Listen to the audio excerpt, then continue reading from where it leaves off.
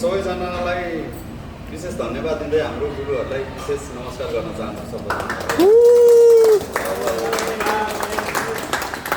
गुरुहरू चाहिँ के हुनुहुन्छ भन्दाखेरि विशेष गरी आफूलाई जस्तो भए पनि आफूसँग आएका जति पनि शिष्यहरू छन्, चेलाहरू छन्, उनीहरूको प्रगति उन्नति होस्, भलाइ होस् भन्ने कामनासहित जुनसुकै गुरुले पनि त्यो मार्गदर्शन दिनुहुन्छ। त्यो मध्ये हामीसँग रहनु भएको गुरुहरूले पनि त्यो मार्गदर्शन पक्कै पनि दिनुभएको छ भन्ने हामी विश्वास गरेका छौँ र दिनु पनि भएको छ।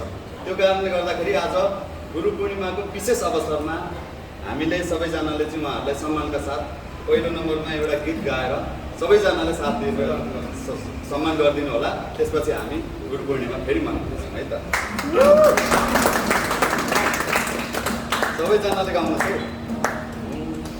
फुलको आँखामा फुलै संसार, टाढाको आँखामा टाढै संसार, फुलको आँखामा फुलै संसार,